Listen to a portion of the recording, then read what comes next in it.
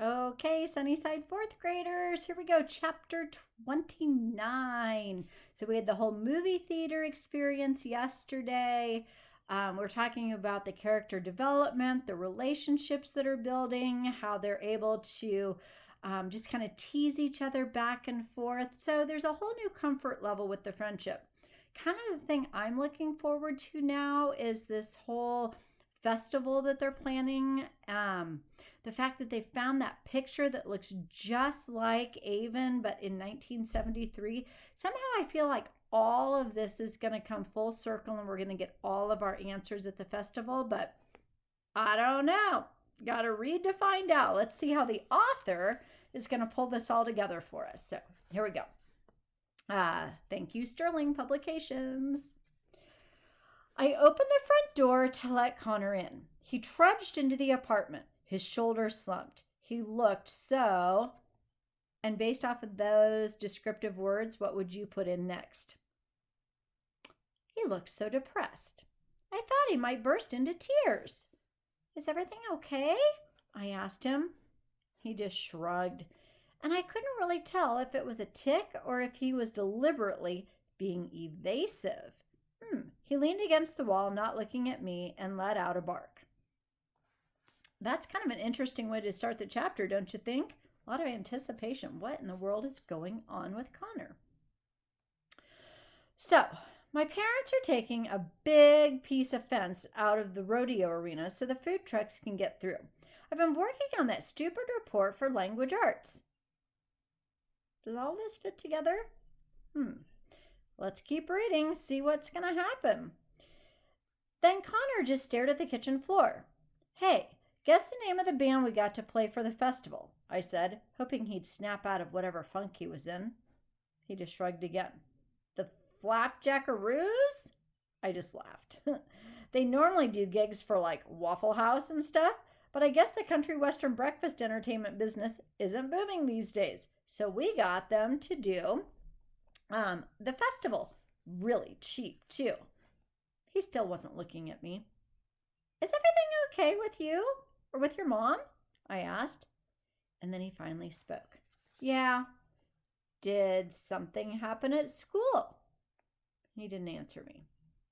He just barely shook his head, in fact. Hoping I could cheer him up, I said, Hey, I've got a surprise for you. Well, that seems like a good place to start, doesn't it? He followed me into the living room. I sat on the edge of the small couch, my guitar at my feet. Sit down. I motioned with my head for him to sit beside me. He dropped his backpack on the floor and flopped down on the couch with a great big dramatic sigh. I plucked at the strings with my toes for a second and then adjusted one of them. I took a deep breath, willed my pounding heart to slow down, and began to play. Is that a way of showing she's nervous? Remember, she doesn't like to perform for other people. But in order to cheer up her friend, is she willing to do this? So, I had practiced Moon River every day for the last month, but I still managed to hit a wrong note here and there. It sounded okay, though, and Connor was completely quiet as I played. Completely. And that's kind of a big deal with his tics. Yeah, so I wonder why he was completely quiet. When I finished, I looked at him.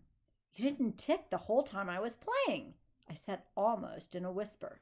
Like, if I spoke any louder, it would shatter this fragile, quiet moment, and Connor would unload all the tics he had bottled up while I was playing.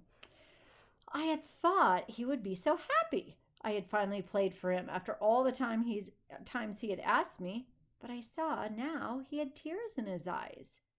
Maybe you could bring the guitar to school and follow me around playing music everywhere I go? A single tear escaped and ran down his cheek. Then I could stop being a freak. In my whole life, I had seldom felt like I was missing out on anything by not having arms. Some of the only times I had ever wished for them were during those fleeting moments of frustration. But now, with Connor,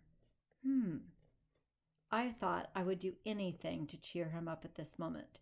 But at this moment, as I watched the tears slide down Connor's cheek, I felt the true loss of not having arms because I couldn't reach over and wipe the tears away. And I wasn't about to do that with my foot. What's wrong? I pleaded with him. Connor just shook his head. I could never do anything like that, he whispered. Sure you can. You can play the guitar. I'll teach you.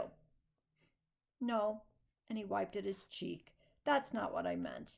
Avon, you don't understand. It's like it doesn't even matter that you don't have arms. You still play the guitar. You still go to museums and restaurants. You do all kinds of stuff. I can't do anything. I can't even go out in public. Of course you can. Look at all you've done lately. Going to the meetings, the movies, coming here all the time. You can even come to our festival. You can do anything. No, I can't. Connor snapped, jumping up from the couch. I won't ever be able to do anything with my life. I won't ever be an actor or a policeman or a teacher or anything like that. Geez, I can't even go to the movies without renting out the entire theater. My mouth just hung open in disbelief.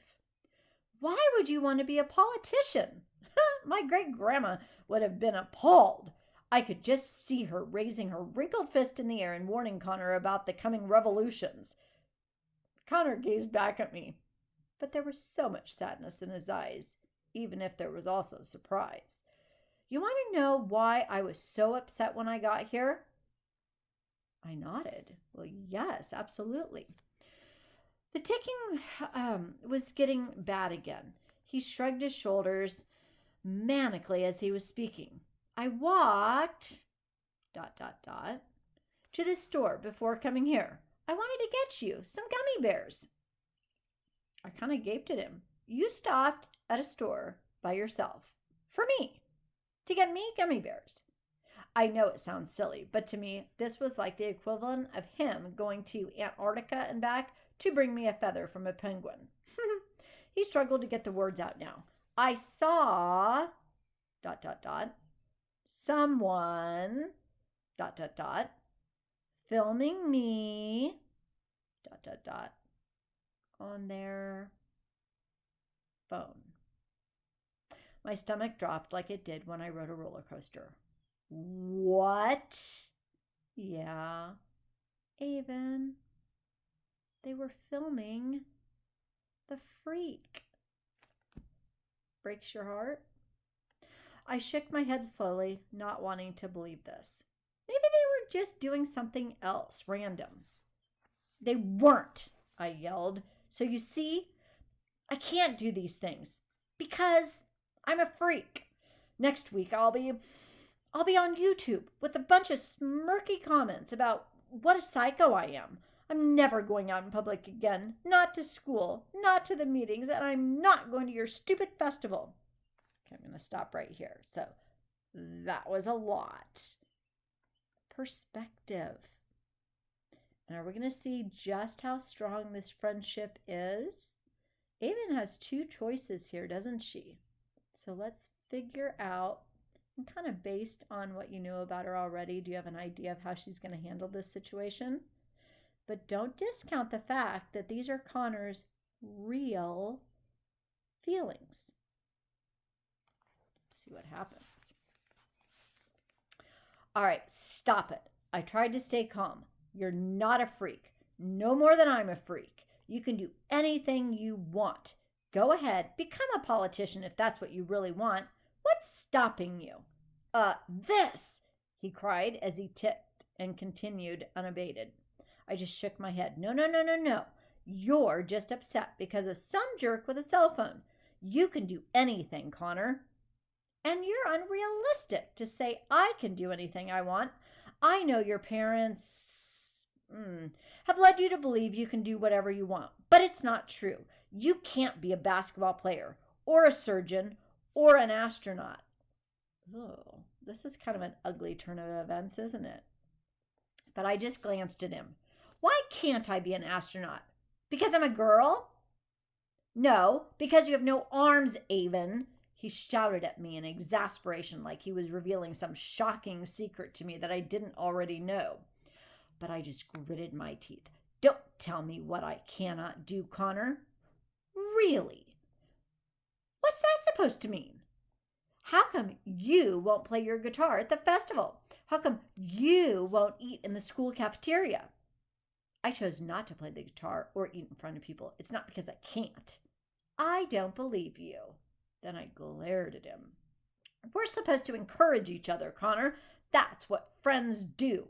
I'm sorry some disgusting person was filming you at the store, but you have no right to tell me what I can't do because of your disability. He finished my sentence for me. Because you're disabled, Avon, just like me. I stood up. I faced him. I don't know why I let what Connor said infuriate me so badly. I had been called disabled before. People had referred to my disability 100 times, but it was like he had used those words to insult me right now. I could feel my bad temper rising and taking control. I swear if I had arms right now, I'd punch you right in the face, I cried. I'm not disabled. I'm abled. Why are you so mad? Connor said. I'm just stating a fact. I'm disabled. You're disabled. Everyone at that stupid support group is disabled. I'm just telling it like it is. Well, go tell it somewhere else and don't come back here, I yelled at him. Fine. Connor could barely get the word out because his ticking had become so bad at this point. He grabbed his backpack, took out the bag of gummy bears, threw it on the floor at my feet, and flew out of the apartment.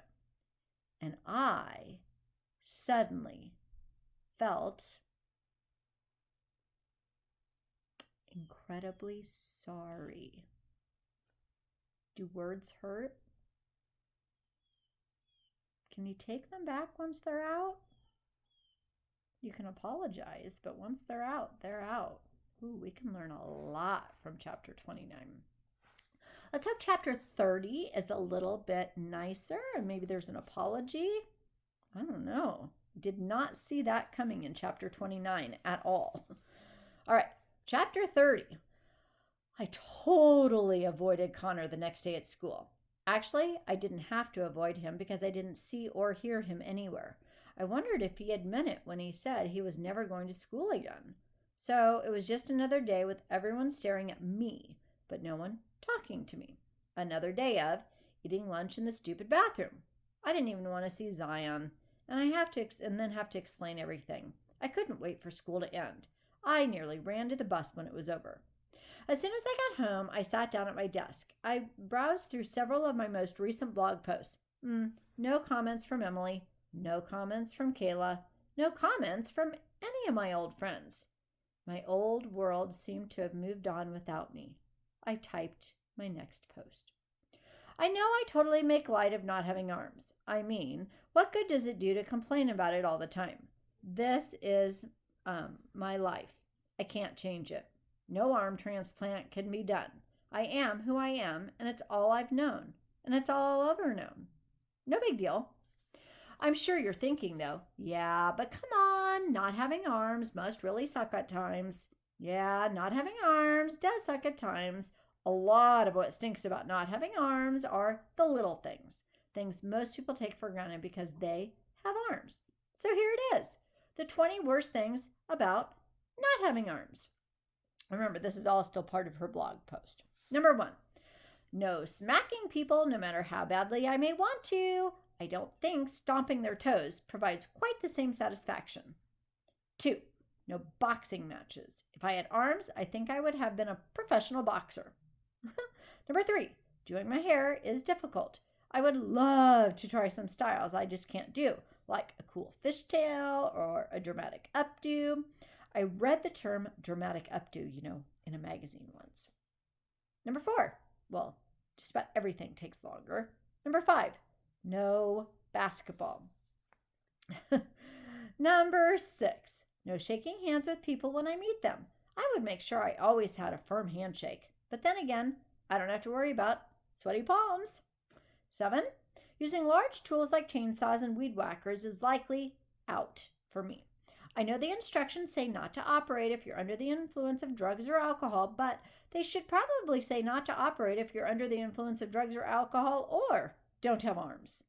Number 8, strappy tanks and dresses just don't look quite right. And mannequin arms do not help. Number 9, reaching things on top shelves. Number 10, my back hurts because it's hard to exercise your back muscles without arms. Never would have thought of that. Number 11, my feet get sore. I think I have arthritis. Feet aren't meant to be used the way I use them day after day, all day long, unless you're an ape. Number 12, non-handicapped people using the handicapped stalls in the bathroom. I need the extra room, and it's really inconvenient to wait until their perfectly armed selves are all done with their luxurious, roomy bathroom visits. Number 13, no pushing a heavy wheelbarrow. I'm sure one day I'll be mad about this, though it just hasn't happened yet. Number 14, splinters. They are a real pain in the butt. 15, no hand or arm massages. I hear they feel super good. 16, harder to keep my balance. 17, harder to do everything. 18, no wiping away a friend's tears when he's hurt. 19, no hugging him to make him feel better. 20, no reaching out for him when he walks out the door. What do you think inspired that blog post? Is that her way of dealing with her sadness? Possibly. All right, chapter 31. The sky was already turning pink as I lay on my bed. Another one of those fantastic transition sentences. I hope we can remember those when we start our writing. My chest felt like my giant saguaro was sitting on it. I heard the front door open and shut, and then a second later, Mom burst into my room. I have the greatest idea. Finally, some good news, she blurted out before she saw my face.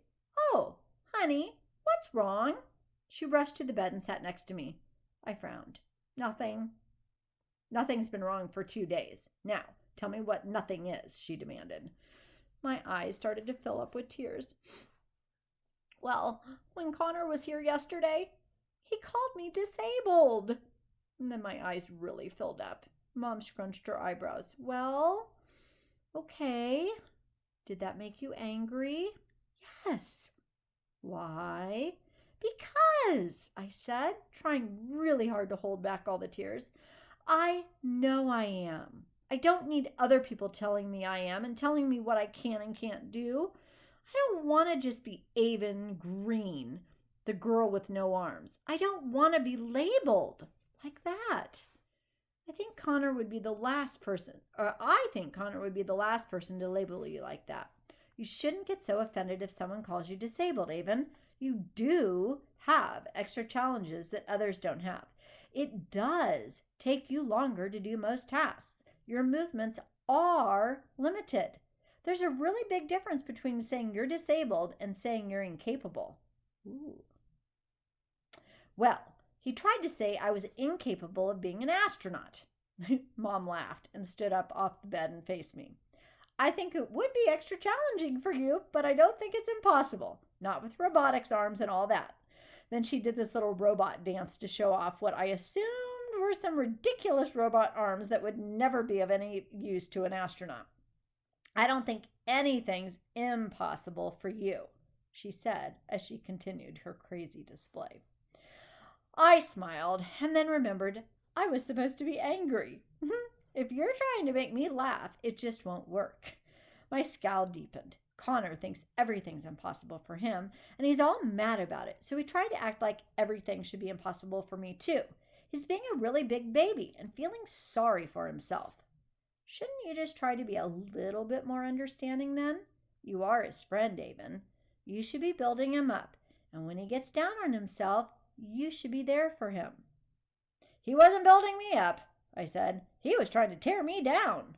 I don't think he wanted to tear you down at all. Like you said, he did it because he was feeling bad about himself. I'm sure he feels terrible about the whole situation now. Just stop being such a hothead. And do we know that Avon has a little bit of anger? So hothead's probably a pretty good description from her mom. But Avon comes back and says, look who's talking. Watch it, little lady. Mom said sternly as she reached over and rubbed her knuckles over my head. Ouch! I huffed and pushed her hand away with my foot. What was that big idea you had anyway when you walked in? She looked excited again. I almost forgot about that. And she remembered what she had burst in here to tell me in the first place. Well, I spoke with the Flapjackaroos. I told them all about you and how you love to play the guitar, and we thought it would just be wonderful if you joined them for a song. She, of course, threw her hands up in the air with excitement. And she threw her hands over her mouth and let out a little squeak like she had just said the most exciting thing of all times. I scowled. Seriously? This topic again? I don't think so, Mom. Her face fell, and I felt really bad for a moment about disappointing her. Why not? I'm not going to go up on stage so people can gawk at me, the girl with no arms playing the guitar. I'm not a circus show. Mom's face was instantly, and I'm kind of surprised by this word, furious. Avon! She looked appalled at what I had said, and I immediately felt guilty for saying it. How can you say that? I wanted you to join them for a song because of how proud I am to have you for my daughter, because I want everyone to see how amazing you are, not because I want to make a spectacle of you. What is the matter with you? Everything, I said. Everything is the matter with me. I got off the bed and stormed out of the apartment. I walked around Main Street as the sky turned dark, ignoring the few visitors who still ambled around. I didn't want to go home. I kicked the dirt and huffed and sulked, and as I wandered aimlessly, I sulked about my fight with Connor. I sulked about hating school. I sulked about missing my old school and friends. But mostly, I sulked because Connor was right. I was disabled, and no one was ever going to see me as anything but disabled. I would never be able to do all the things everyone else could do. I would never be able to be a surgeon or an astronaut or an actress, no matter how angrily I proclaimed that I would be. I stopped when I saw Spaghetti and pressed my head to his. You're the only one who understands me, I whispered. I continued walking around until I got to an old wagon that sat in a quiet corner of the park. I climbed into it and sat down. I stayed there all through dinner until Dad walked up and got into the wagon with me. Mom's worried about you, he said. She saved you a plate of spaghetti, though. I humphed as dramatically as I could. I'm not in the mood for spaghetti. Me neither, he agreed. You know, she didn't even remove his fur. Gross. Do I have llama hair in my tooth? Did you get the joke? Dad pushed his lips up and leaned in about an inch from my face to show me his teeth. Ha, ha, I said. I happen to know he's right over there in the petting zoo and was not the main entree of our dinner. Whew. So, go tell your bad jokes somewhere else, Dad. He sat next to me quietly for a very long time, and I could almost hear his mind working, trying to come up with something to talk about. Finally, he said, I heard soccer tryouts are day after tomorrow. Yeah, I heard after I called the school several times and put the date on my calendar a few weeks ago and called again today to make sure it was still correct, and then put a reminder on my phone. I'm not trying out for soccer, Dad. Who is this going to disappoint? Dad? Avon? Connor? Oh, I don't think you should try out. No way. I just thought I'd mention it so you would know to avoid those tryouts. I wouldn't want you to accidentally stumble into a soccer tryout and then accidentally make the team, or something like that. He tapped the side of the wagon. That would be just awful. I frowned as hard as I could beside him. I wasn't going to let him destroy my terrible mood. It sure is a beautiful night, he then added. I wasn't going to let him destroy this. I looked up. Where are the stars? I snorted. You can't see any stars in this stupid city. Oh, look right over there. He pointed at the sky. I see one right there. I just rolled my eyes. I think that's a planet, Dad. Oh, yeah? I think you're right. Maybe it's Juniper. Juniper? How about Jupiter? I think so. Then I turned my head to another light in the sky. That could be Venus. Dad looked at me. What's wrong, Sheebs? I sighed and bit my lip. I feel so messed up right now. I wish my life were simple, like everyone else's. Don't you think? Then I bit down a little bit harder. Do I think what, honey? Do you think it would have taken 2 years for someone to adopt me if I would have had arms? I think it would have taken about 2 seconds for someone to adopt you if we'd have found you sooner. Arms or no arms? You were our daughter and you were waiting for us. That's all there is to it. I just wish I was like everyone else. He stared at me for a little while. Now that's a terrible thought. I scowled. How is that terrible? Connor wants to be like everyone else. I tried my best to keep the tears from spilling out by not blinking. And so do I. Dad put his arms around me again. Why do you want to be like everyone else? Despite my best efforts, a tear broke loose and slid down my cheek. Well, so I can wear cute tank tops and play the guitar at the festival and not worry about everyone staring at me all the time. I took another deep breath. So I don't have to eat in the bathroom ever again. Dad furrowed his eyebrows. And why do you have to eat in the bathroom, Avon? I wiped at my cheek with my shoulder because I don't want the other kids to see me. Ooh, Dad sighed deeply and looked back up at the sky. Those lights up there? They're not like anything else in the sky. He looked at me. But they shine the brightest. I sniffled. That's so cheesy, Dad. Then he laughed. It may sound cheesy, but it is true. He squeezed me tightly to him and made a ridiculous, wise look, rubbing his chin thoughtfully. No one lights a lamp and hides it under a basket. They put it on a table so it can shine for all to see. Are you catching all these metaphors? There's a lot. I rolled my eyes again. I'm sure it pleased him to no end to incorporate a Sunday school lesson into our discussion. Okay, Dad, I'll go sit on a table. He kissed the top of my head. Don't be like everyone else, Avon. Just be you. And what is that exactly? A table lamp? No, you're not a table lamp. He poked me in the ribs, causing me to squirm up next beside him. A light who shines for all to see. He tilted my chin to look up at him. A light who doesn't hide in the bathroom. He got down from the wagon. Come home when you're ready. Just know Mom will be pacing the floor until you arrive. I smiled a little bit and hunched down in the wagon until I was sure he couldn't see me over the rim. I heard him chuckle and walk away. I looked at the wall of the wagon next to me and noticed someone had scratched something into it. I eased my foot slowly out of my flat and ran my shaking toes over the engraved words. Inside of what looked like a heart, someone had written, Avon was here? I thought back to the first box Connor and I had found in a storage room and the letters on it, AVN. Connor had been right all along. It was Avon, not Kavanaugh. Another mystery, but that's going to have to wait for chapter 32. All right. Take care. Have a good day.